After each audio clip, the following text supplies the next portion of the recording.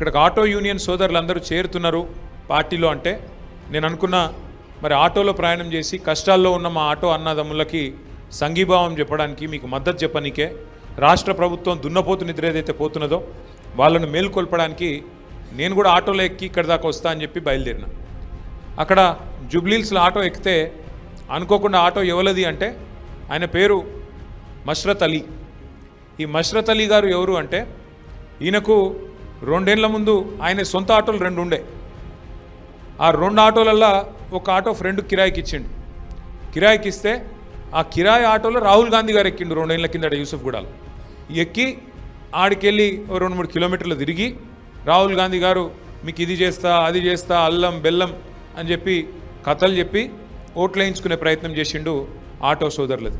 ఇవాళ ఏమైంది నేను అడిగిన మష్రత్ని, మరి నీ ఆటో ఒరిజినలా కిరాయినా అని అడిగి. నాకు తెలియదు కిరాయినా నీదేనా ఓనరు అని అడిగితే అన్న నా 2 ఆటోలు ఉండే, ఇప్పుడు 2 అమ్ముకున్నా, అమ్ముకొని రాహుల్ గాంధీ ఎక్కిన ఆటో కూడా అమ్మేసిన, నేను కిరాయి మీద నడుపుతున్నా. ఇప్పుడు 2 ఏళ్ల కింద నా పరిస్థితి ఎట్లుండే అంటే నా 2 సొంత ఆటోలు ఉండే, రోజుకు 2,500 సంపాదిస్తుంటి.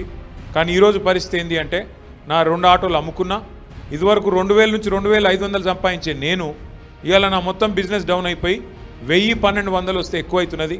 ఆ 1,000-1,200లలో 400 రూపాయలు నేను మళ్ళా కిరాయి కట్టాలి, 200 రూపాయలు డీజిల్కి వస్తుంది, మిగతా 600 రూపాయలల్లా ఇంటి కిరాయి కట్టాలి, పిల్లలు స్కూల్కి ఫీజులు కట్టాలి. ఇది నా పరిస్థితి అని చెప్పి ఇప్పుడు మష్రత్ అలీ చెప్పిండు.